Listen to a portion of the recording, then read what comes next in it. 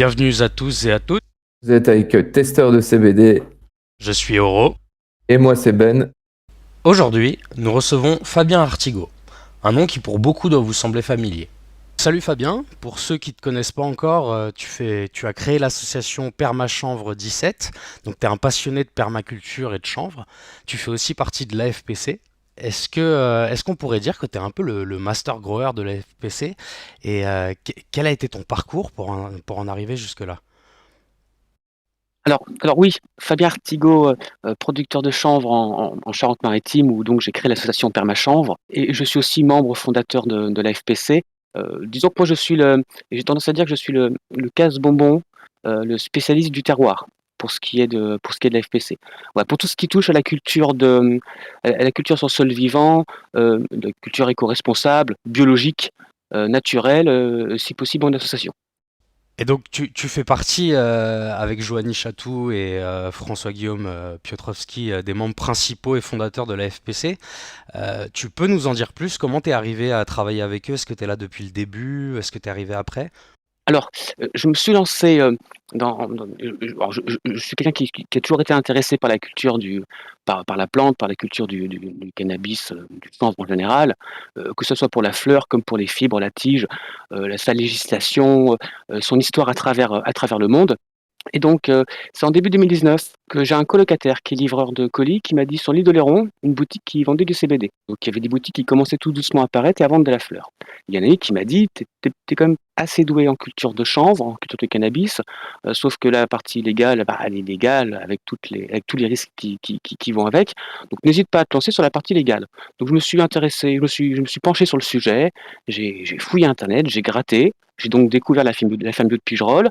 J'ai pris contact avec Joanie, avec Jérémy, et puis tout doucement, j'ai commencé à échanger avec Jérémy, et puis ça a bien accroché, on a continué. J'ai rencontré d'autres personnes sur d'autres groupes, sur Facebook, le groupe CBD pour tous, où j'ai rencontré d'autres personnes avec qui j'ai pu tout doucement échanger et créer comme un réseau de contacts. Voilà, et c'est la crise du Covid-19 qui nous a déclenché. Voilà, on s'est dit qu'à un moment donné, il faudrait peut-être se décider à créer quelque chose. Il existait déjà le syndicat professionnel du chanvre, mais qui ne nous correspondait pas, nous, en tant que producteurs. Voilà, le syndicat professionnel du chanvre parlait davantage des produits finis, des produits transformés, dans le cosmétique, par exemple. Mais parler CBD, c'est bien, mais ce serait plus logique de parler avant tout des producteurs. Avant de parler de CBD, en produits transformés, il faut déjà parler de CBD en produits fabriqués. Quand je dis fabriqués, c'est en termes de culture, je parle. Et donc l'idée de créer une association qui regroupe les producteurs français s'est faite à ce moment-là. Et l'aventure a commencé euh, dès l'instant où l'idée s'est posée. Et du coup, parce qu'on parlait du coup de ton association Permachanvre, tu avais déjà créé l'association Permachanvre avant que la FPC se mette en place. Et toi, du coup, c'était quoi en fait ton parcours jusque-là? Alors oui, l'association Permachanvre a été créée avant la FPC. Avant de faire de la culture de chanvre, je faisais de la culture maraîchère, toujours sur sol vivant, avec des notions de permaculture, heu, en essayant de respecter les notions de terroir. Donc je cultivais bon, j'ai 80 variétés de tomates, des artichauts, de la rhubarbe, du poivron, des carottes, enfin légumes racines, légumes feuilles, légumes fleurs, tout. Et je me suis dit, j'ai donc une petite parcelle de 1 000 m² où je cultive sur cette parcelle-là, et je me suis dit: «Ma foi, si je me lance dans la culture de chanvre, j'aimerais faire chanvre associé avec, aromatique, arbres fruitiers et légumes». De plus, le chanvre est un produit agricole, donc autant le cultiver dans un domaine, enfin dans un environnement totalement agricole, je dirais. Et donc c'est ce que je fais actuellement par ma chanvre. Mais du coup, tu fais de l'agriculture depuis des années, j'imagine. Je ne suis pas déclaré en tant qu'agriculteur. Je fais ça sous un cadre associatif, parce qu'il faut certains critères pour être agriculteur. Je parle pas forcément du diplôme, mais ne serait-ce qu'avoir des terres agricoles, une certaine taille de surface, et cetera, et cetera. On a préféré démarrer sur un cadre associatif pour après le faire évoluer. Et donc oui, je m'intéresse aux champs depuis au moins, 15-20 ans, et je cultive de la tomate depuis 10 ans. C'est vachement intéressant, on aura sans doute plein de choses à dire sur la permaculture dans les questions qui suivent sur, la culture, mais je voulais rester sur, la FPC et un axe qui nous paraît particulièrement intéressant, qui est, la création du label en 3 axes qu'on peut notamment retrouvés sur votre site. Le label équitable, responsable et écologique, tu peux nous en dire plus? Alors, je pourrais difficilement, vous en dire plus parce que c'est encore à définir. C'est très compliqué de définir un label parce qu'il y a différentes, techniques, différents process de culture. Par exemple, entre une culture intérieure et une culture extérieure, le label ne s'applique pas de la même façon. Voilà, et je dirais même qu'entre une culture du nord de la France et une culture du sud de la France, le label ne s'appliquerait pas de la même façon. Moi qui défends la notion de terroir, je serais davantage pour des normes, pour des labels qui sont, géographiquement localisés. Alors quand je dis géographiquement localisés, je dis pas qu'il faut un label pour chaque village. Non, les terroirs en termes de territoire sont on peut géographiquement les situer.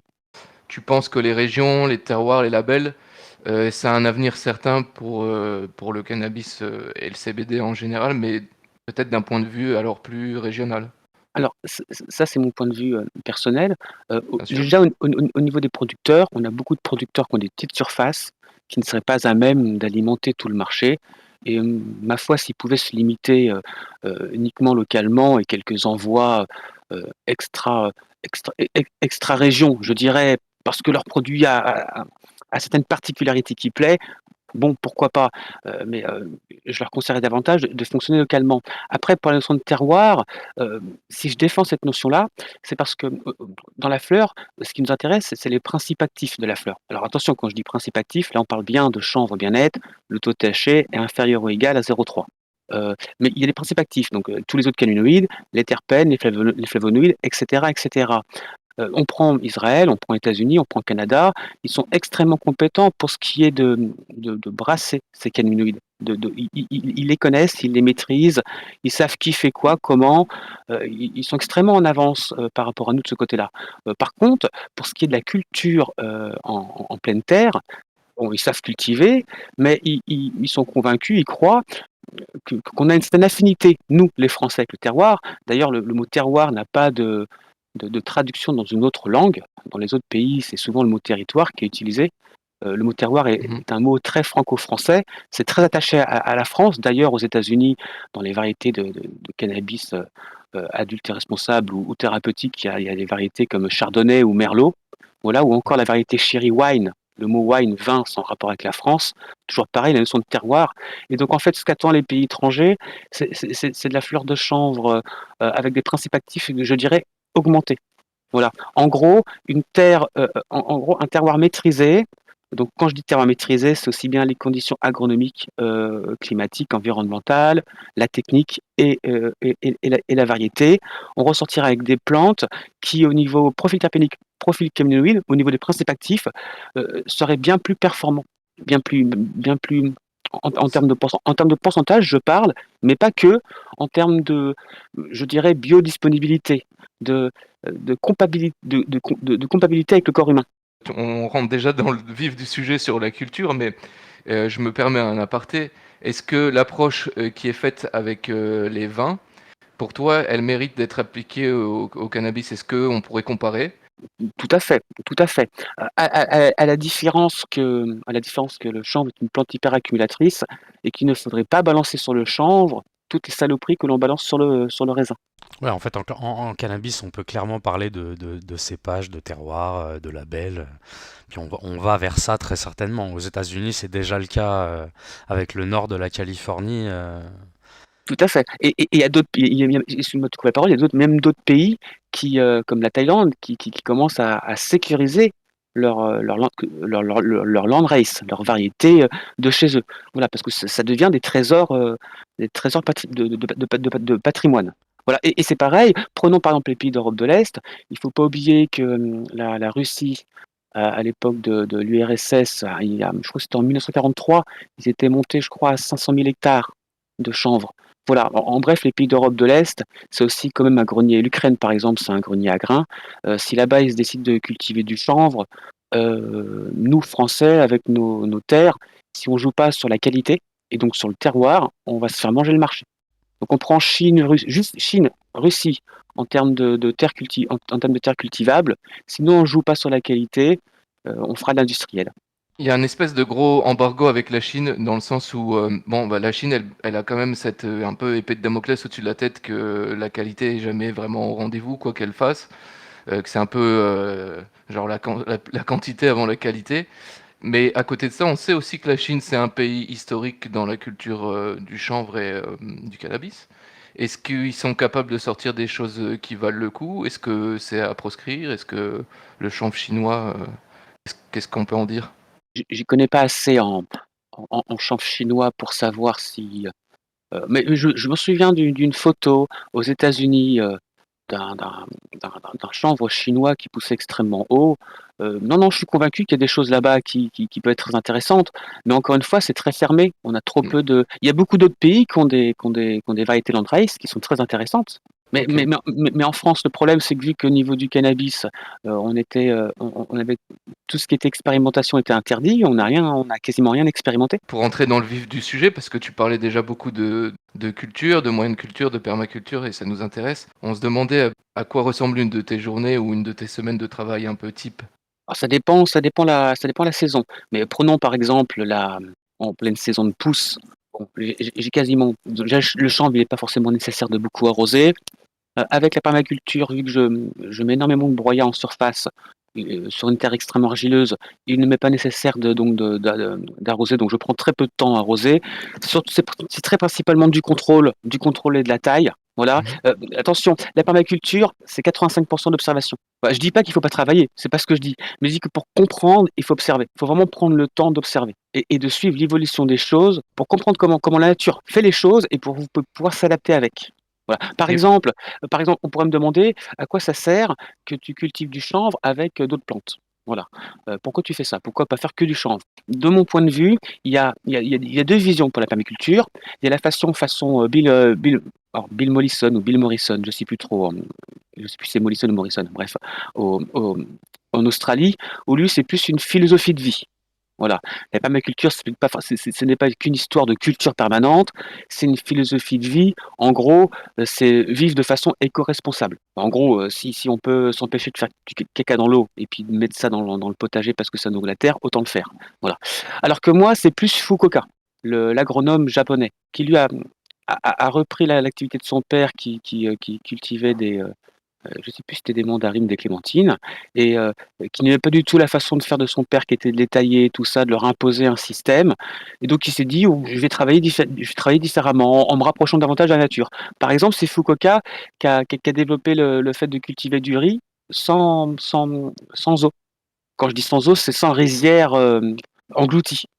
Il a simplement observé les pratiques, il s'est posé la question de pourquoi il fallait de l'eau et il s'est rendu compte de pourquoi il fallait de l'eau. Il a trouvé une solution différente pour régler le problème, qu'apportait l'eau et enfin bref, tout ça pour dire qu'il faut simplement prendre le temps de regarder ce qui se fait et d'avoir une réflexion, un sens critique.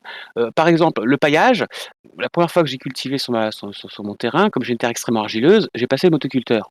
Enfin, un ami a passé motoculteur et donc la terre au-dessus a très rapidement craquelé et quand je mettais de l'eau allait au lieu d'aller directement sur la plante, ruisselait le long de la terre et s'échappait par les fissures et j'étais là, je me disais: «Mais moi si j'arrose, c'est pour que ma plante elle boive. Quel est directement l'apport d'eau? C'est pas pour que la terre à côté, la la transporte autre part». Bon, automatiquement, en apportant du paillage au sol, on garde la terre humide, et donc c'est un peu comme une éponge. Une éponge trop sèche, si vous la mettez dans l'eau, il va lui falloir un petit moment avant qu'elle réabsorbe. Alors qu'une éponge toujours légèrement humide, elle aura une capacité d'absorption qui sera bien plus grande. Voilà. C'est un des exemples. Le paillage ou les buts, c'est vraiment le b.a-ba, je dirais, de la permaculture. C'est avant tout un respect de la nature, tout simplement. Ouais, et un respect de la nature commence par comprendre la nature. Donc connaître les plantes, connaître les insectes, connaître la nature de son sol, connaître son climat et s'adapter. Est-ce que, en dehors du travail de culture, tu touches un petit peu à tout ce qui est génétique, et breeding? Comment dire? Ça m'intéresse, je m'y connais, mais je suis quelqu'un d'extrêmement technique et si j'ai pas un environnement qui me permet de faire correctement mon travail, je préfère pas me lancer dedans. Donc ce qui fait que les quelques croisements que l'on fait, par exemple, qu'on essaie de faire dans le chanvre, quand les gens me demandent quelle variété c'est, tant que je n'ai pas le matériel nécessaire pour pouvoir déterminer la génétique et pour être sûr de ce que je dis, je préfère me taire. Les sols vivants ou les super sols, est-ce que pour ceux qui nous écoutent et qui n'y connaissent pas grand-chose, tu pourrais expliquer en quoi ça consiste? C'est le simple fait de dire sol vivant, tout est dans le tout est dans la phrase. Il faut un sol vivant. Donc il faut comprendre le sol. Et quand je dis le respecter, c'est par exemple le labour détruit la structure du sol. Tous les insectes qui sont aérobiques sont enfouis sous terre et donc n'ont plus accès à l'oxygène et meurent. Et toutes les plantes, tous les insectes, toutes les différentes bestioles, je dirais, qui sont anaérobiques et donc qui n'ont pas besoin d'oxygène, se retrouvent en surface et meurent elles aussi. Et donc on fout en l'air tout le biotype du sol qui était naturellement présent. D'où l'observation en fait. Il faut observer son environnement pour réussir à déterminer quelle était la nature naturelle du sol et revenir à cette nature-là. Par exemple, sur ma parcelle, lorsque je l'ai récupérée, le proprio il a passé les machines dessus, elle était à nu, mais complètement à nu, avec un énorme tas de déchets au milieu. Et il y a mis le feu. En plus, j'ai dû gratter la cendre et tout ça. C'était à nu, il n'y avait plus de vie. Quand je dis plus de vie, c'est dans le sens où, au premier coup d'œil, le paysage faisait lunaire. Ça fait maintenant 3, 4, 5 ans que j'y suis, que j'y travaille. Bon, maintenant, j'y vois des papillons. À peine je creuse la terre, une multitude de vers de terre, des cloportes, des perce-oreilles, des serpents, des hérissons, la vie. Voilà. Un sol vivant, c'est un sol où grouille la vie, tout simplement. Et justement, ce qui est intéressant dans ce que tu dis et dans la démarche de la permaculture, quel genre de plantes, fruits ou légumes on peut planter avec du cannabis pour que ça lui soit bénéfique? Alors, il y a actuellement aucune documentation ou aucune étude par rapport à ce sujet-là. La question pourrait se poser, donc pourquoi planter du chanvre à côté d'autres plantes? Parce que le chanvre, c'est une plante hyper accumulatrice qui a la capacité d'absorber les éléments nocifs ou non qui se trouvent dans le sol. Comme par exemple, quand je parle d'éléments nocifs, je parle par exemple du cadmium, du plomb, du mercure, de l'arsenic. Voilà. D'ailleurs, il ne faut pas trop le dire, mais le chanvre est utilisé par exemple à Tchernobyl et en prochaine expérimentation à Fukushima pour ce qui est de capter les radionuclides dans le sol. Et le chanvre a en plus la particularité de créer sa structure, de fabriquer sa structure foliaire de par les éléments qu'il capte dans le sol. Voilà. Et donc, alors déjà, pour ce qui est de la phytoremédiation du nettoyage de sol, on pourrait en revenir, le chanvre a une utilité. Et donc, beaucoup de plantes dégagent dans le sol, via ses racines, des alcaloïdes ou encore d'autres éléments que le chanvre serait susceptible, je dis bien susceptible, d'absorber pour y développer certaines caractéristiques, bonnes ou mauvaises. Attention. Et donc, mon objectif, c'est de voir l'impact s'il y en a un ou pas, sur le plus ou moins long terme, s'il est capable d'adapter le chanvre avec une autre plante et même au-delà de ça, ne serait-ce qu'en association de plantes, j'ai plaisir de cultiver ma pomme de terre au pied du chanvre. Quand je récolte mon chanvre, après je récolte ma pomme de terre. Je ne sais pas si ça joue, mais c'est la première fois que je goûte de la pomme de terre qui pousse au pied du chanvre et ma pomme de terre avait un goût, très douce, légèrement boisée et terreuse. Tout ça pour dire que, il y a énormément d'expérimentations à faire sur le sujet. On a beaucoup de scientifiques et beaucoup d'études qui laisseraient sous-entendre que ça serait le cas, mais voilà, il y a un travail pour l'INRAE ou pour le CNRS. Dans la logique des choses, quand on voit en fait les landrace, les cépages, le goût que ça prend quand ça pousse sur tel continent, dans tel pays, ça semble logique que le cannabis aurait des facultés à absorber la richesse du sol et de ce qui se trouve à côté, quoi. Je pourrais donner un exemple pour étayer mon argumentaire. Quand les soldats américains, à la guerre du Vietnam, il était connu qu'en fumant la thaïlandaise là-bas, ça les rendait un peu fous. Alors attention, je ne parle pas des Américains, des militaires qui prenaient de l'héroïne ou de l'opium. Là, je parle uniquement de ceux qui consommaient du cannabis et qui consommaient la thaïlandaise, qui leur mettaient une sacrée claque. Et moi, je me suis posé la question parce qu'à l'époque, la Calpuco Gold mexicaine, qui est aussi une sativa, est aussi connue pour être puissante. Et je ne pense pas que la thaïlandaise soit si différente de ça, de la mexicaine, au point de foutre une claque si importante. Alors après, il y a une théorie qui est qu'en Thaïlande, ils font pousser traditionnellement le chanvre avec le pavot. Voilà. Et j'ai bien dit Ok. traditionnellement, naturellement, donc ils récupèrent leurs graines de chanvre qui poussent très seulement avec le pavot, qui récupèrent aussi leurs graines de pavot, qui refont pousser d'année en année l'un à côté de l'autre. Et donc, il est parfaitement possible que le chanvre ait absorbé des alcaloïdes du pavot qu'il l'a intégré dans sa structure et en fumant le chanvre, au final, on fumait par extension, indirectement, bah, du pavot. Récemment, malheureusement, Pierre Rabhi nous a quittés. Est-ce que toi, tu avais eu la chance de le rencontrer ou de travailler avec lui? Je connais le personnage, j'ai pu, j'ai pu lire ou voir plusieurs de ses écrits ou documentaires. Je n'ai pas eu la chance ou l'honneur d'échanger ou de travailler avec lui. Actuellement, il y a une personne avec qui j'échange et que je travaille, c'est Monsieur Christophe Gatineau, qui a écrit plusieurs livres sur les abeilles et sur les vers de terre, et qui défend qui défend fermement la notion de sol vivant et le respect du ver de terre qui est l'animal de compagnie premier du paysan. Alors je précise, il y a beaucoup d'éléments, il y a beaucoup de choses que je balance comme ça, sans rentrer non plus trop dans les détails, sinon je parlerai des heures et des heures et des heures. En fait, chaque sujet, on pourra en faire un podcast. Je n'hésite pas, lorsque les gens me le demandent, de fournir les sources. C'est un peu un jour historique en fait. Le Conseil d'État vient de débouter avec toutes les conditions qui vont bien, qui vont avec, mais l'arrêté du 30. Est-ce que tu peux nous parler de la crise de la fleur qui sévit en ce moment sur le territoire français? Est-ce qu'on peut en espérer des débouchés? Alors, petite précision, parce que la faute se fait depuis hier sur internet et je cours pour la corriger, mais je pense que c'est trop tard. L'arrêté n'est pas suspendu. C'est l'interdiction dans l'arrêté qui est suspendue. Moi, je dis Très ça bien. parce que j'ai vu des grands pontifs qui est censé maîtriser le sujet faire la faute et c'est à cause de ce genre de faute que les gens ne maîtrisent pas le sujet. Un potiron, c'est un potiron, et une citrouille, c'est une citrouille. Voilà. L'une se mange, l'autre pas. Faut pas tout mélanger. Et donc, oui, on a gagné. Enfin, on a gagné.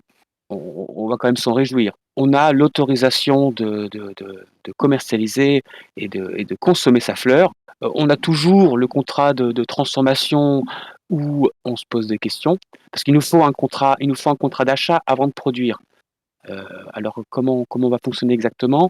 On a déjà plusieurs idées, mais on attend que le gouvernement nous dise ce qu'eux ont en tête, en fait.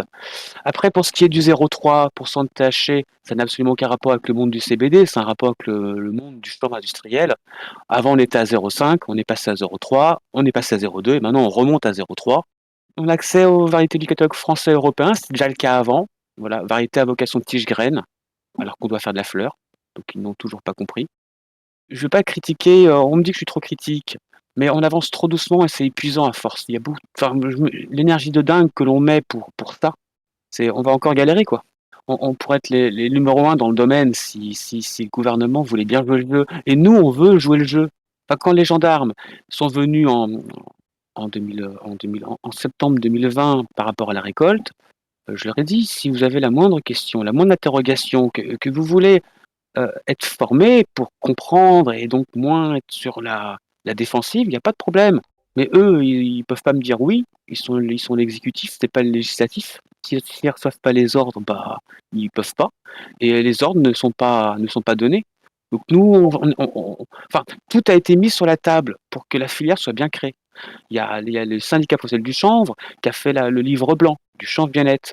Il y a les députés à l'Assemblée nationale pendant 1 an et demi, tous les mercredis, en séance publique, qu'on fait, qu'on fait tous les sujets du cannabis, dont le chanvre bien-être. Ils ont sorti un rapport d'étape.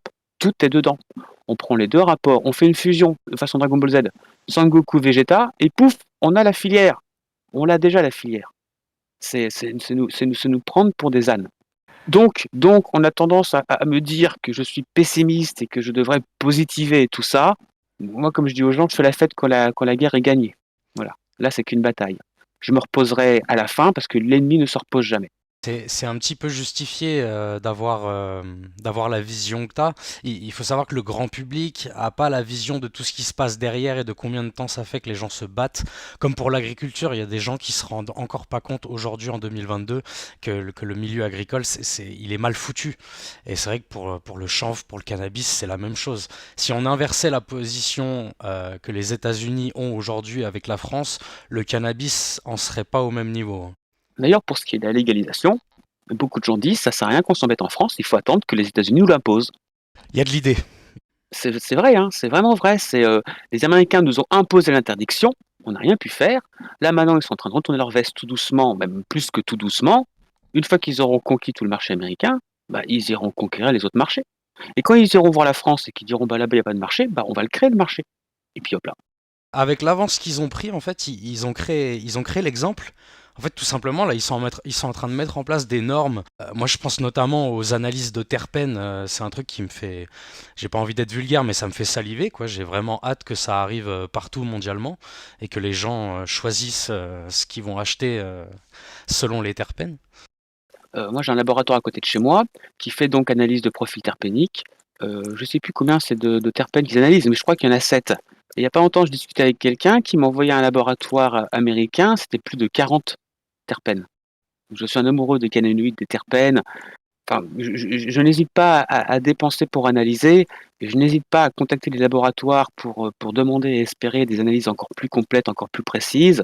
À l'FPC, on est les premiers à demander l'agrément COFRAC pour les protocoles d'analyse. Alors, l'agrément COFRAC, c'est une association qui a pour objectif de mettre un label rouge un peu sur un bout de viande, sauf que là, c'est pas un bout de viande et c'est pas un label rouge payé, c'est un truc purement officiel. En clair, quand il y a un protocole qui est développé, le protocole est proposé à plusieurs laboratoires qui testent le protocole, et si tous ont le même résultat, ça veut dire que le protocole est fonctionnel, agrément COFRAC, et à ce moment-là, il y a uniquement les analyses agrément COFRAC qui n'ont normalement foi devant la justice. Voilà. Et donc, moi ici, par exemple, que ça soit avec le laboratoire LIF ou l'Abexan ou d'autres, hein, le laboratoire français du chanvre, on espère de tout cœur avoir un réseau de laboratoires français agrémentés COFRAC qui puissent faire analyse cannabinoïdes et détection, profil terpénique complet, flavonoïdes, ça on attend, pesticides métaux lourds, parce que c'est bien de parler de bio, mais si on ne propose pas d'analyse pesticides et métaux lourds, bon, je suis quand même curieux de voir ce qu'il y a dans les fleurs. Et microbiologique, parce que cette année, par exemple, on a eu beaucoup de problèmes de moisissure. Qu'est-ce que tu penses de tout ce qu'on appelle les PGR? Parce que récemment on a fait un article sur le sujet, beaucoup de gens en parlent, il y en a beaucoup qui veulent faire taire le sujet parce que même ceux qui travaillent dans le bio pourraient être touchés. Est-ce que tu peux nous en dire plus? Je connais le PGR, j'ai lu les différents articles sur le sujet, mais je ne suis pas suffisamment spécialisé pour pouvoir m'exprimer davantage. Surtout que moi, en plus, je suis très cultivateur en extérieur. Donc, automatiquement, j'ai pas de produit. J'achète pas de produit, je fais mon purin maison. Voilà, c'est qui dit terroir dit local. Donc, le PGR n'a absolument, ça n'existe pas chez nous. Voilà, donc c'est un problème, c'est vrai, depuis longtemps, hein. C'est même rigolo que ça revient sur le sujet parce que ça fait déjà avant le CBD et tout ça, dans le monde de la dans le monde, l'univers des cultures du cannabis adulte et responsable ou thérapeutique, c'était déjà un sujet qui était là, qui était présent depuis de nombreuses années. Il faut en parler, il faut tous les sujets. Tous les sujets sont bons à être discutés. Mais je pourrais malheureusement pas vous en dire plus. Je fonctionne au pur. Si le sujet est revenu un peu sur le terrain, c'est parce que du coup avec le CBD, il y a énormément de gens qui essayent de faire des fleurs qui sont visuellement boostées comme certaines fleurs américaines qu'on arrive à voir sur les réseaux, etc. Et en fait, il se trouve qu'il y a eu des gens qui ont été malades et qui, après l'arrêt de la consommation de ce genre de produits, en fait, leurs problèmes se sont estompés jusqu'à complètement disparaître. C'est un peu pour ça que ça refait le buzz aujourd'hui, alors que ça existe depuis toujours, hein. Mais c'est le CBD le remet sur la table. La problématique est générale. Il n'y a pas de cadre, il n'y a pas de normes, il n'y a pas de contrôle. J'aurais adoré qu'une personne qui a un petit peu d'argent en poche s'amuse de faire le tour des boutiques et s'amuse à débunker tout ça, à analyser, à faire des analyses approfondies, voilà, à débunker par rapport au taux de THC, à pouvoir identifier si une fleur a été washée ou pas, s'il y a eu du profil tapénique qui a été ajouté ou pas, quel profil tapénique a été ajouté. Voilà. J'ai une personne au téléphone qui a acheté de la fleur suisse d'une marque connue que je ne citerai pas. Donc eux, c'est du 1% de THC max avec un taux de CBD qui dépassait les 20% et qui l'a fait analyser en laboratoire français et qui n'avait pas du tout ces valeurs-là, quoi. Et dès qu'il a commencé à essayer d'en parler, tout de suite, il s'est fait taire. Il y a une vraie chape de plomb sur la réalité sur la réalité de terrain. Créer une filière de qualité, euh, on est mal barré. Un coup de fil à Élise Lucet, on a trouvé sa reconversion, le cannabis. Il n'y a pas longtemps, elle a fait une émission sur le CBD Sur le qui était CBD, nulle. ouais. Qui était nulle. S'il faut balancer des choses qui ne vont pas, et faire enquête pour mettre en avant, il faut lui dire de m'appeler. Moi, il n'y a pas de problème, hein. C'est moi, je veux créer. Mon objectif n'est pas d'ennuyer les autres, de tacler les autres. Mon objectif, c'est de proposer un produit de qualité. C'est un produit de consommation quand même. Je veux dire, je ne fais pas partie de ceux qui vont proposer des lasagnes au bœuf avec de la viande de cheval. Moi, je fais partie de ceux qui vont proposer des lasagnes de bœuf avec du bon bœuf français, par exemple. Moi, je voulais rebondir sur un truc dont on n'a pas du tout parlé depuis le début. C'est qu'est-ce que tu proposes comme produit? Qu'est-ce que tu arrives à sortir de cette terre dont tu nous as tellement bien parlé? Et peut-être un produit même que les autres ne feraient pas, dont tu es fier, dont tu as envie de parler, de mettre en valeur, ou peut-être même un ami producteur avec qui tu travailles, je sais pas, un apiculteur. Alors, pour être totalement honnête, je suis quelqu'un de carré qui aime faire les choses à fond avant de proposer. Ce qui est important pour moi, c'est le respect du taux de THC.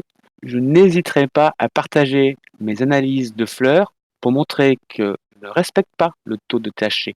Je n'arrive pas à respecter le taux de THC. Je peux donner un exemple, hein. La Cherry Wine américaine, qui est stable, soi-disant, à 0,3, pour qu'elle soit, soi-disant, stable à 0,3, elle est analysée 3 semaines avant récolte. Alors oui, c'est sûr, si je prends le protocole A et B de l'arrêté du 30 décembre 2021 et que j'analyse en plein champ comme ça, je suis en dessous de 0,2. Ça, c'est sûr. Après, quand j'analyse ma fleur à terme, en sachant que moi, quand je récolte de la fleur, j'essaie quand même de récolter une fleur qui soit jolie.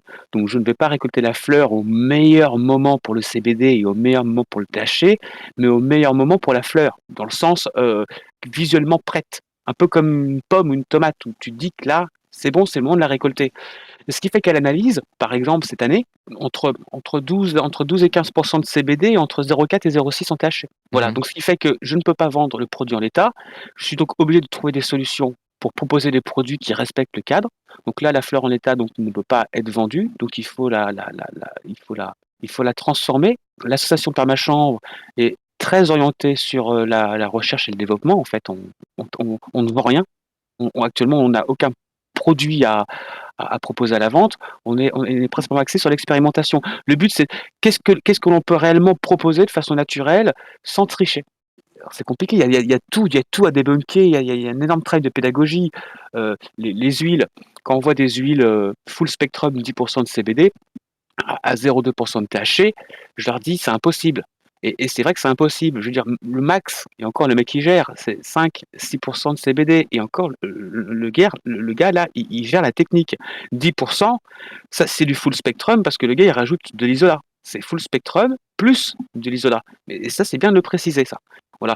Il y a, donc nous, par exemple, si moi je fais une huile, euh, euh, elle sera efficace, mais j'aurais besoin d'avoir un discours de dingue pour convaincre les gens, alors qu'en face, tu as des huiles 10-20% qui sont beaucoup moins efficaces, mais c'est marqué 10-20% et ça plaît aux gens. Ouais, je vois, ouais, on a déjà décortiqué ce problème dans les podcasts, surtout parce que c'est là où on a le temps d'aborder tout ça aussi. Prenons la question dans un autre sens. S'il y avait un produit dans tout ce qui est fait, que ça aille du comestible bonbon ou des huiles, est-ce qu'il y a un produit, toi, qui te ferait plaisir à travailler en particulier? Est-ce que tu es, par exemple, plus, on va dire, un fleuriste? Est-ce que tu es plus quelqu'un qui est de l'extraction des huiles? Est-ce que tu as envie de t'aventurer comme ça dans l'aventure du comestible avec des bonbons qui seraient faits par un artisan, le miel, je sais pas. Imaginons que ma fleur respecte les taux et que je pourrais aisément la transformer, la vendre, en faire ce que je voulais. Et, Mhm. travailler avec du miel, oui, avec grand plaisir. Voilà, chanvre et miel, niveau synergie. Je connais quelqu'un qui fait une petite huile sublinguale avec du miel de thym et du propolis, du miel de romarin et du propolis. Et niveau synergie, ça doit être magnifique. Donc Ouais. ça, oui, mais j'ai pas encore travaillé j'ai pas encore travaillé à des produits transformés dans ce sens-là. Je travaille vraiment la plante et ses extractions premières.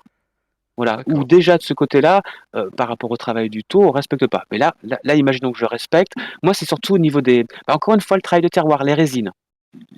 Ça me dérangerait pas de proposer une matière première ultra qualitative pour des transformateurs particuliers. Avant, j'étais cultivateur maraîcher, donc j'aime bien les belles fleurs. Donc automatiquement, faire de la belle fleur pour faire de la belle fleur. Voilà, avec tout. Un peu comme, c'est un produit agricole, un peu comme pour une pomme. Quand on va acheter une pomme, on regarde comment elle brille, si elle sent bon, le toucher, le goût, le jus, tout ça. Bah voilà. Une fleur, c'est une fraise. Et c'est une pomme, c'est une cerise, c'est pareil. Il faut qu'elle donne envie. Voilà. Après, comme la pomme, on peut l'extraire et faire du jus. Là, il y a différents types d'extraction. Moi, j'aime beaucoup, par exemple, je suis du vieux continent, j'aime beaucoup les résines. Ce qu'on appelle hashish pour le cannabis. On a plus tendance à appeler ça pollen pour le chanvre, même si c'est pas du pollen et ça m'énerve, c'est l'utilisation de ce mot, c'est de la résine. Le travail de la résine, Frenchy Cannoli par exemple aux États-Unis, qui est l'une des références, sans être la référence en matière de hache, a comme pas mal travaillé sur le sujet et ce sont des travaux qui m'intéressent. Voilà, le vieillissement du hache. L'année dernière, j'avais une variété d'IUK88 analysée à 10% de CBD et 0,4% de THC.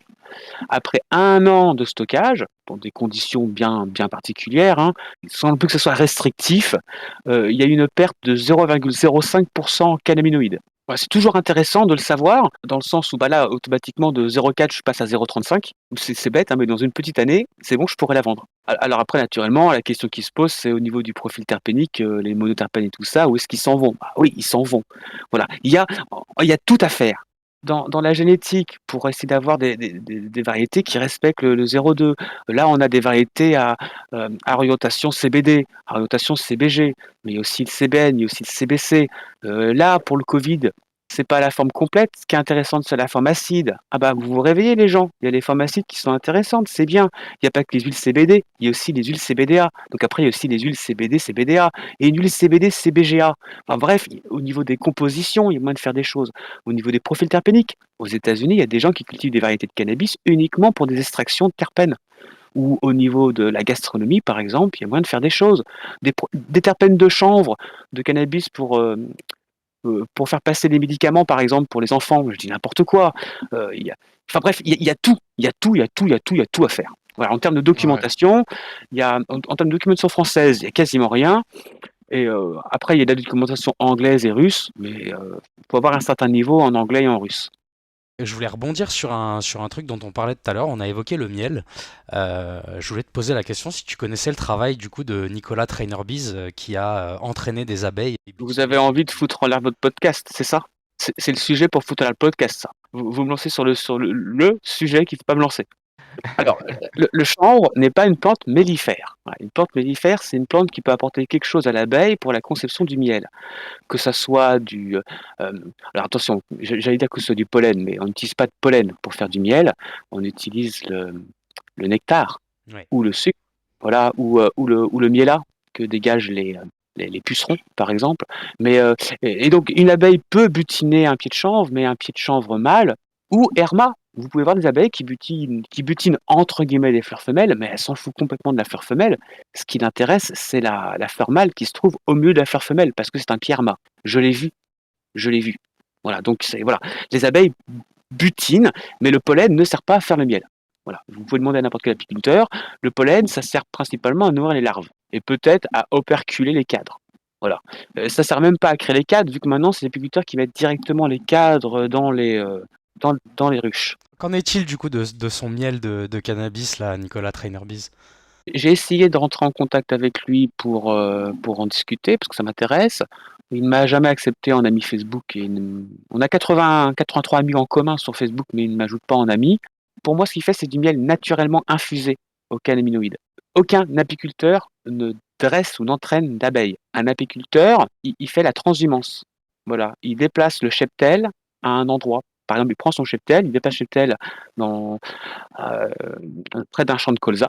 Voilà, les abeilles font le boulot et après il a un miel de colza. Voilà. C'est pas les abeilles qui sont génétiquement programmées pour ramasser telle ou telle plante. C'est l'humain qui déplace l'abeille à l'endroit où l'abeille doit récolter. La transhumance, ça s'appelle. Voilà. Et donc non, le miel de cannabis, ça n'existe pas. D'ailleurs, Nicolas Trainerby, c'est un Gandalf. Alors c'est quoi un Gandalf? Un Gandalf, c'est quand tu as un seul et unique gars sur Terre qui est capable de quelque chose. Voilà. C'est ma- c'est- c'est magique. Voilà, il n'y en a qu'un seul.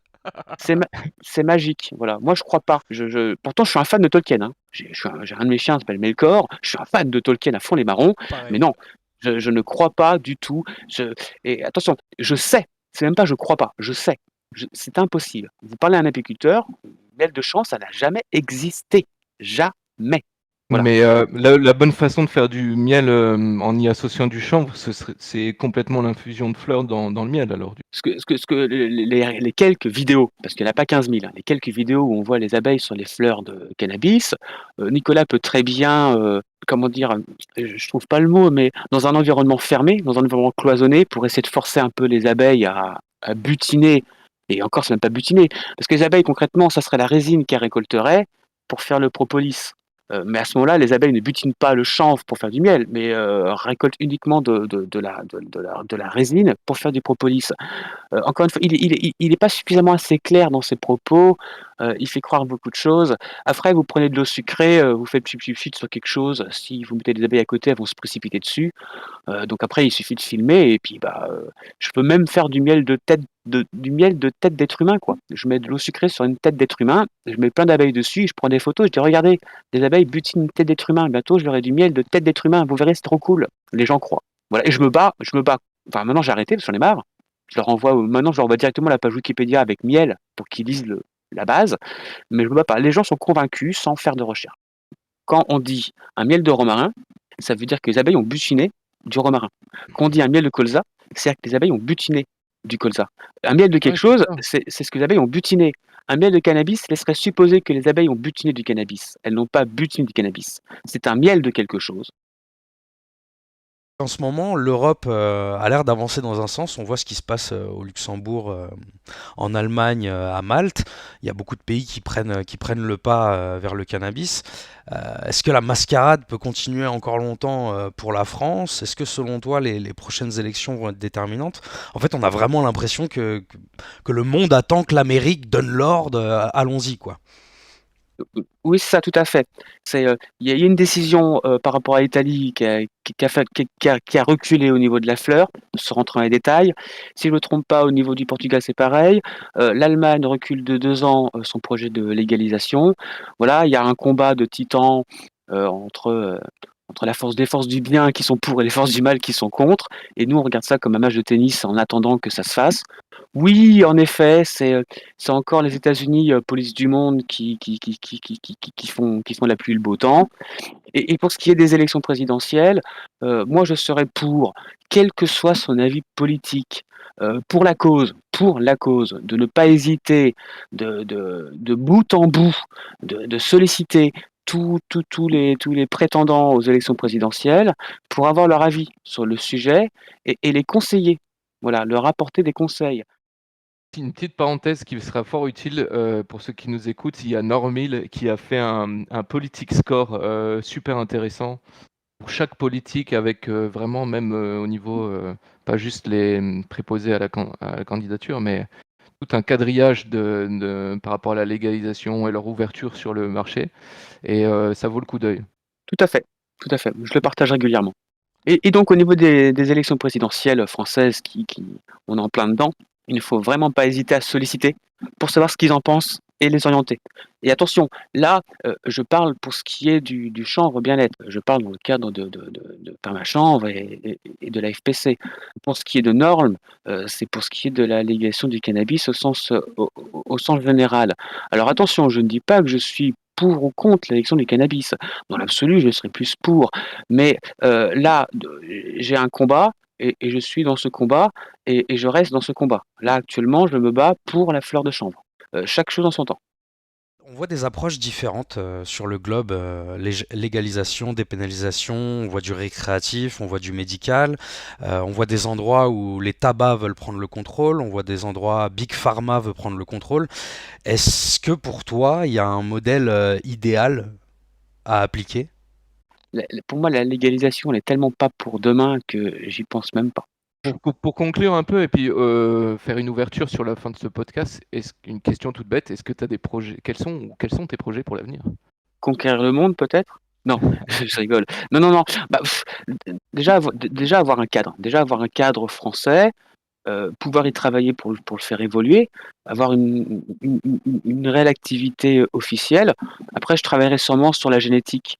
Voilà, je veux créer des variétés propres à mon terroir, voilà, avec des profils bien particuliers, pour des extractions bien particulières, pour des transformations bien particulières. Et j'en dirai pas plus. On a préparé un petit questionnaire spécial.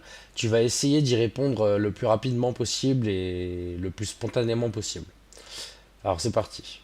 Peux-tu nous donner les 3 meilleures génétiques variétés que tu as croisées dans ta vie, que ce soit en CBD ou en THC, peu importe. Allez, je dirais comme ça, Floorbomb Kush, Jack Herer, Critical Plus et White Widow. 3 produits préférés parmi ceux que tu produis ou que tu consommes éventuellement en CBD. Pour l'instant, absolument aucun. Je ne suis absolument pas satisfait. Hydro ou terre? Terre. HPS ou LED? Je suis pour le nucléaire propre, HPS. Régulière ou féminisée? Régulière. Ton cannabinoïde préféré? THC. Moi, je voulais dire autre chose, ça n'a pas vraiment d'importance, je sais pas si je le mettrais. Mais en fait, j'ai un ami qui t'a rencontré un jour, qui D'accord. s'appelle Alexandre Moreau. Il m'a parlé de ton jardin, qui apparemment il était grave cool. Si tu devais le décrire rapidement, ton jardin, il est comment? Il est vivant, tout simplement. Il est Comme vivant. ton sol. Bah oui, mais il y a des choses qui s'expliquent pas. Enfin, Oui, on oui, pourrait passer oui, des heures à oui. s'expliquer, mais c'est la logique. Je veux dire, les gens, les gens ont beaucoup trop tendance à dire qu'il y a des logiques, mais il y a des choses. 2 plus 2, ça fait 4. Point. Il y a le mec qui se pointe qui me dit 2 plus 2, ça fait 5, je lui fous une tarte et je lui dis non, ça fait 4. Point. Il y a des choses où on peut discuter, il n'y a pas de problème, ou il y a des choses où il y a est-ce que Dieu existe ou pas, est-ce que ceci, ça, il n'y a pas de problème, il y a des choses où on peut discuter, mais quand le gars me dit la terre c'est juste un support pour faire pousser mes plantes, bah, il se plante, c'est tout quoi. Mais moi, je voulais rebondir un peu sur ce qu'a dit Euro. En ayant bougé d'un milieu citadin à une île perdue, parce que je suis sur une île au Portugal, je vois à quel moment on se remet avec la nature et plus du tout contre. Et ton discours, il fait beaucoup d'écho dans mon expérience personnelle. Je pense qu'il y a beaucoup de gens qui sont un peu coincés dans leur quotidien. En fait, on a oublié comment on était inscrit complètement dans un cercle et la permaculture, elle remet l'humain comme tu as dit, comme un observateur, comme quelqu'un qui vient fermer le cercle et qui vient joindre tout ensemble. Et là où pour moi c'est une réflexion logique, c'est parce que je ne suis pas fils de paysan, je suis pas né en campagne, je suis né en région parisienne. Ouais. J'ai une éducation avec un père où je vivais à Les Ulisses dans le 91, avec un discours anti-campagne, 100%. Hein. Même mes parents, c'était si tu t'as pas un bon diplôme, tu finiras paysan. Comme si le paysan c'était le pire métier du monde. Nourrir le peuple est le pire métier du monde. Voilà, c'est ce qu'on m'apprenait gamin. Mais très vite, la ville je dirais pas que la ville m'a rendu fou, mais la ville rend fou. Voilà, à force, c'est trop de monde tue le monde, l'enfer c'est les autres. Et donc je me suis sauvé en campagne. Et puis automatiquement en campagne, bah, quand tu sors dehors, tu as le temps d'observer. Tu pas besoin de te pousser sur le trottoir pour laisser passer l'autre. Voilà. Tu as le temps d'observer, tu as le temps de te balader, tu as le temps de regarder. Donc après tu prends un chien et tu te balades avec ton chien. Et puis puis après tu rencontres un ami qui s'y connaît en plantes et qui te dit les noms des plantes en latin. Tout ça passionnant. Puis après tu te balades en ville et tu reconnais les plantes dans les jardins des gens. Et tout ça encore plus passionnant et de fil en aiguille, bah, à la fin, tu as 80 variétés de tomates. Tu vois, toi, t'as grandi dans le 91, moi j'ai grandi dans le 93. Et quand j'avais 12-13 ans, on a déménagé sur la Côte d'Azur, dans le Var. Je t'avoue que le changement fait du bien et tu réalises plein de choses juste en ayant la nature à portée à la place de la ville et de la Tout à fait. pollution et du bruit. Et maintenant, on a la fibre. Enfin, j'ai la fibre. J'ai un BTS en informatique. Je suis un passionné de l'informatique aussi. Et le truc qui m'empêchait un peu, par exemple, déménager en Creuse, hors des questions, quoi. Là-bas, ils sont ravitaillés par les corbeaux au niveau internet. Moi, il me faut du Netflix. Hein. Moi, les films, je les télécharge en 2160p. Hein. Moi, c'est du 4K. Attention, ça rigole pas. La vie de fermier, agriculteur / producteur, c'est un peu genre Pécor. Ouais, c'est un peu à Oui, l'ancienne, Pécor, les tu vois, avec QTRE. tout. Ouais, voilà. Et toi, tu as des passions à côté. Tu disais, tu as l'informatique et tout. Tu fais plein d'autres trucs à côté. Du coup, tu fais Bah, bah, d'autres bah, choses. Bah oui, bien sûr, c'est pas, bah, si, j'ai un coloc qui est un geek, s'il a un problème sur l'ordinateur, c'est moi qui lui monte. Je lui monte le PC les yeux fermés. Je monte et je démonte. Je suis très près à la technologie. Et comme je dis, j'ai la fibre. C'est moi qui gère tout ce qui est réseaux sociaux et tout ça par rapport à Permachambre et un tout petit peu aussi à la FPC. Non, non, non, non, je suis même plus, enfin, je considère même être plus connecté que certains qu'on est sur leur téléphone. Mais plus mais connecté dans le bon sens du terme. Avec l'évolution technologique, c'est même très agréable. On a le confort de la nature, on est tranquille, il n'y a personne. En voiture, on est pépère. Maintenant, avec Internet, je veux quelque chose, je veux pas bouger, j'ai plus le permis. C'est pas grave, je commande, ça arrive 3 jours après à la maison. Voilà, j'ai tout ce que je veux, je commande tout ce que je veux, ça arrive direct et je travaille chez moi sans bouger. Voilà, c'est Ouais. bien la campagne. Je suis quand même super content que bah, justement la ville regarde la campagne de nouveau, tu vois. Et ça me fait du mal qu'il ait fallu le Covid dans ce sens-là, tu vois. Mais par contre, que les gens, ben, ils se reconnectent, moi je suis plutôt ravi, tu vois. Et du coup, moi ce que j'ai fait il y a 10 ans, tu vois, en étant m'éclipser sur une île perdue, bah il y a des gens qui me voient un peu moins comme un fou, tu vois. La connexion, plus elle grimpe, appellera la déconnexion, hein, c'est... Ouais, mais c'est déjà trop tard. Ouais, je suis pas sûr. On tire la sonnette d'alarme et rien ne freine. Je te permets mon héritage que non. Pour moi, j'ai plus aucun espoir. Ouais, bien Alors sûr. après, on va dire que je suis pessimiste. Attention, je suis pessimiste au niveau de mon discours, mais parce que je vis, je garde espoir, et parce que je vis, je continuerai à me battre. Je ferai tout mon possible pour ne pas que ça arrive. Mais je sais que c'est trop tard déjà. Moi, je suis un petit peu de ton avis, c'est juste en me basant sur ce qui arrive et sur ce qui est déjà là. Moi, pour moi, la crypto-monnaie et là l'arrivée des mondes virtuels et des métaverses, c'est l'effondrement de la société comme on la connaît. Complètement. Moi, je ne paye pas par sans contact. Moi, j'aime le palpable. Voilà. C'est pas une question d'être vieux, hein. Je m'intéresse beaucoup. Après, c'est d'autres sujets, ça. Je m'intéresse beaucoup aussi à la politique, à l'économie, à tout ça. Et donc, j'ai mon avis sur les choses, hein. Je m'intéresse énormément. Juste avant de vous avoir en podcast, je regardais une vidéo sur la future guerre en Ukraine. Voilà. C'est très intéressant. Je m'intéresse à tout ce qui est géopolitique et tout ça, et c'est pareil là. C'est pour ça qu'en termes de stratégie, pourquoi la légalisation du cannabis n'a pas fonctionné en France, c'est pareil. Il y aura un podcast énorme à faire, mais si je le fais, je vais me faire détruire. Quand je dis je vais me faire détruire, c'est que je suis pas un méchant. Moi, je dis c'est pas de tacler pour être méchant, c'est de dire mon Bien avis, sûr, bien voilà, sûr. de façon honnête et intègre. Mais les gens, ils aiment pas forcément ça. Mais tu vois, moi j'ai bossé là 15 ans dans le web et j'ai franchement écumé vraiment à peu près tous les milieux, tu vois. Et aujourd'hui je suis photographe et malgré ces deux, comment dire, ces deux données, euh, je vais pas me lancer à vendre mes photos en NFT, tu vois. Ça me paraît complètement abstrait, je veux pas participer à ça, quoi. Alors qu'il y a certainement du pognon à se faire et que j'ai plein de photos que je pourrais vendre, etc., tu vois. Mais Tout à fait. j'y vais, c'est pas un truc qui me, tu vois, ça me parle pas en fait. Moi, je veux pouvoir imprimer ma photo, l'envoyer à quelqu'un, mais écrire l'adresse à la main, tu vois ce que je veux dire? Donc Tout à fait. je suis un peu dans le même, tu vois? Ici, je suis aussi très artisanat. Donc, bah, par exemple, là, les gens, s'ils me demandent, t'as de la fleur de prête ou quoi que ce soit, même si c'était à 0,3, j'en aurais pas parce que je fais tout quasiment à la main. Ça prend un temps de dingue. Là, j'ai 27 caisses de 5 kilos juste à côté de moi, là, que j'ai pas encore traitées et que je suis déjà en train de penser à la culture de 2022. Parce que bah, c'est pareil, l'argent de dingue qu'il faut entre les analyses. Là, je me suis acheté un petit microscope à pas cher, mais c'est tout de suite un billet qu'on veut un bon microscope. Si je veux du matos pour faire des huiles sublinguales moi-même, bah, il faut à moins de faire de façon grand-mère, il faut un mijoteur. Euh, Même limite, si je voudrais avoir une machine pour analyser chez moi, du genre la Game Assert ou une autre, bah, c'est Ah, un ça coûte billet. cher. Ah, c'est monstrueux, quoi, là. J'ai lancé un financement participatif par ma chambre via Ulule. J'ai réussi à avoir un petit peu d'argent. Tout est déjà parti. On n'a pas dépensé, on n'a pas investi dans 10% de ce qu'on voudrait investir, quoi. Pour les gens qui sont pauvres et qui veulent démarrer et qui n'ont pas un sou, vous commencez une association, vous essayez de trouver des fonds, ou vous essayez de monter des dossiers de subvention, vous faites vos expérimentations dans un cadre associatif, et après, vous la faites évoluer en entreprise. Les gens qui, comme nous, qui sommes consommateurs et si on a envie de vous aider, c'est quoi le meilleur truc qu'on peut faire?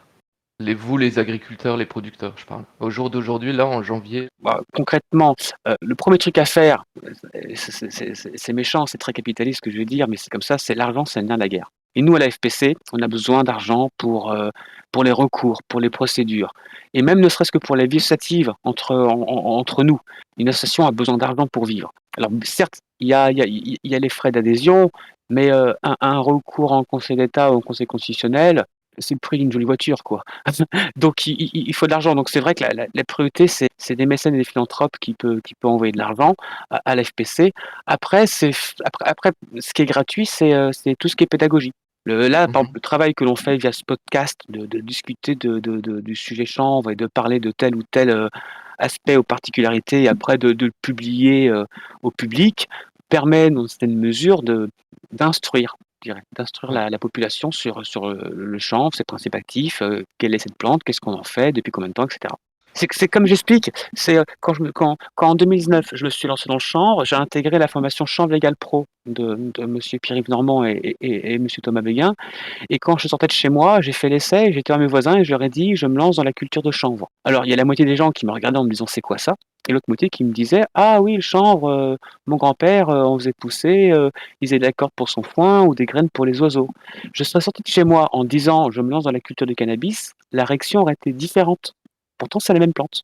Et donc je suis parti sur un speech, je suis parti sur un discours pédagogique sur le chanvre. Et donc là, par rapport à la personne que j'ai en face de moi, j'oriente mon discours. Voilà, je parle de l'histoire, Charlemagne, le père de Jeanne d'Arc qui cultivait du chanvre, Jeanne d'Arc qui filait du chanvre d'ailleurs, la première Bible imprimée par Gutenberg. Après, je peux parler aussi de l'environnement, captation de CO2, phytoremédiation, voilà. Même si le caractère thérapeutique est interdit, il y a quand même des études qui le mettent en avant, donc on peut toujours expliquer que dans le chanvre, il y a des choses. Et après, tout doucement, on explique que le chanvre, c'est le nom français, qu'il y a un nom latin pour les plantes. Voilà, on donne un exemple avec la tomate ou avec le concombre, et après, paf, on dit cannabis. Puis après, on explique au final qu'il y a aussi une expérimentation du cannabis thérapeutique qui comprend le THC, que donc le THC, dans l'expansion du cannabis thérapeutique, est considéré donc comme un cannabinoïde ayant des vertus thérapeutiques. Que d'ailleurs, l'ONU, il y a eu un vote à l'ONU pour la reconnaissance des vertus thérapeutiques du cannabis au niveau du tableau des classifications des stupéfiants et que la France a voté pour. Gérald, si tu nous entends, informe-toi. Et donc maintenant, je sors de chez moi avec ma brouette remplie de chanvre pour l'amener de ma parcelle. Elle se trouve à 30 secondes de chez moi. Donc quand je récolte, je vais à la brouette, à la parcelle, je mets sur la brouette et je rentre chez moi. Et j'ai pas attendu la nuit pour ramener chez moi. En pleine journée, je passais devant mes voisins qui me faisaient coucou, qui regardaient, qui sentaient et qui ont même surveillé ma parcelle cette année. Et Ouais. si j'avais plus de temps, je ferais des préparations pour les voisins parce que j'ai des voisins qui me demandent des trucs maintenant. Mais j'ai pas le temps. Bon, t'as pompé pas mal de temps là déjà, hein. Je Oui, veux mais pas te... attention, attention, ça c'est quelque chose que je vous dis. Je, alors, je suis timide et pas forcément très à l'aise. Il faut le temps pour que ça se fasse. Après, j'arrive à parler un peu mieux quand même. Il y a beaucoup de sujets où je m'y connais, que ça me tient à cœur, et je vois beaucoup, beaucoup, beaucoup, beaucoup trop de choses malheureusement qui tournent sur Internet qui sont complètement faux. Voilà, et que je pense être en mesure de débunker et même de sourcer. Voilà, de la vérité vraie pour les nuls. Une petite info qui est pas cachée, mais c'est vrai que nous, on aspire à créer de plus en plus de contenu comme on a fait sur Testeur de CBD, que ce soit avec l'article sur les variétés. Là, on en a en préparation sur les études scientifiques qui existent ou pas. Là, Oro, il a fait un gros taf sur les variétés, où il est allé parler quand même à des gens qui sont pas des manchots dans le milieu. Et donc il l'a fait lire, relire, etc. Donc c'est vrai que voilà, nous c'est un truc qu'on fera aussi de plus en plus, et si on peut documenter nos articles. Je suis dépité quand je vois toutes les âneries, tout ce que vendent les boutiques. Par exemple, j'ai extrêmement hâte que Romu de CBD pour tous passe à la maison parce qu'il y a tellement de choses qu'il n'a pas conscience, qu'il ne sait pas. Encore une fois, on peut faire très facilement des produits de qualité avec une réelle traçabilité. On sait faire. Enfin, quand je suis allé Ouais. hier à la boutique de CBD, il m'a montré un hash, 30% de CBD, 0,2% de THC. Alors moi, personnellement, je me gratte la tête de comment on peut faire un hash, 30% de CBD, 0,2% de THC. Voilà. Le gars, il m'a parlé honnêtement, hein. Alors déjà, je leur explique que c'est de la résine, c'est pas du pollen. Ils s'en foutent complètement, ils continuent à utiliser le mot pollen. Voilà, on restait abrutis, hein. C'est pas un chat, c'est un chien. Je vais continuer à l'appeler un chat. Ok, d'accord, pas de problème.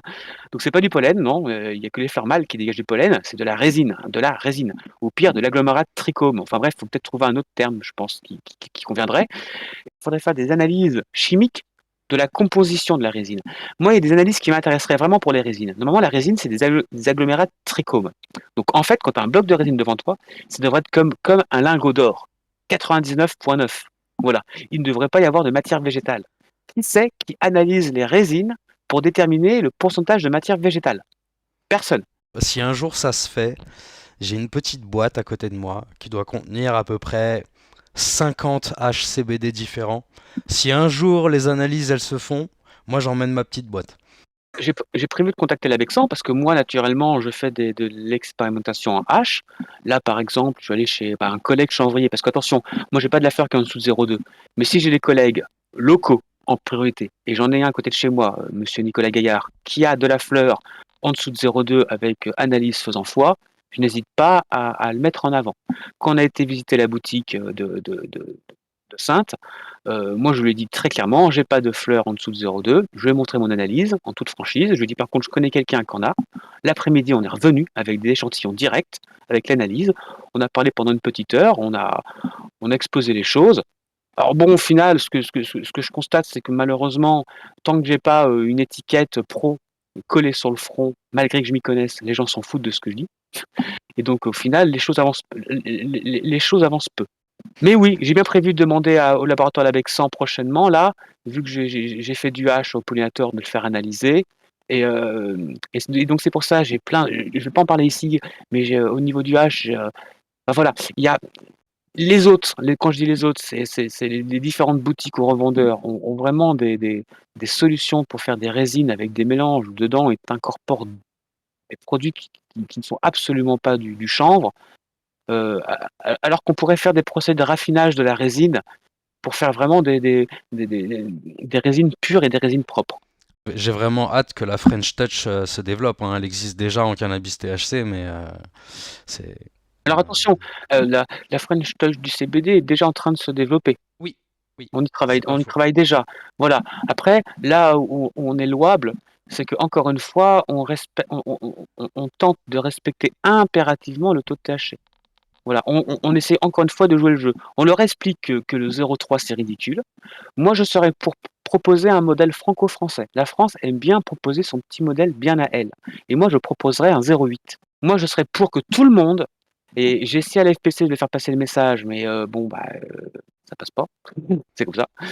Moi, je le fais passer tout seul alors. Mais voilà, si on met un 0,8, on fout une claque à l'Italie avec leur 0,6 et on colle au fion aux Suisses avec leur 1, en sachant que de toute façon, les Suisses, ils montent jamais jusqu'à 1 en THC. Ouais. Voilà, ils vont s'arrêter un peu avant, c'est normal. Donc un 0,8, on serait nickel. Moi, avec un 0,8, toute ma fleur passe. Le 1%, il serait convenable, hein. Le 1%, ça serait sublime. On est super content de t'avoir reçu, merci à toi, hein. Si tu as quelque chose à rajouter, quelque chose à dire à tous ceux qui nous écoutent, c'est le bon moment. Bah, la cause est juste, donc il faut continuer à se battre. Voilà, faut pas hésiter aux personnes qui veulent se lancer dans la culture de chanvre à fleur de se lancer. Ne pas hésiter de se rapprocher de la FPC. C'est important de se fédérer tous ensemble. Voilà. Pareil pour les boutiques, ne pas hésiter à se rapprocher de l'UPCBD. Il y a aussi le SPC. Enfin bref, il faut se rapprocher de n'importe quelle association ou syndicat pour peser à la balance. Et si vous avez des amis qui ont de l'argent, n'hésitez pas à leur en demander. Voilà, on en veut. On veut de l'argent. Il en faut. Et merci pour votre attention. Eh bah écoutez, merci à tous ceux qui nous ont écoutés jusque-là. Merci à toi, du coup, Fabien, d'être venu. Merci à vous. Et puis donc, on se retrouve pour un prochain épisode des podcasts testeurs de CBD.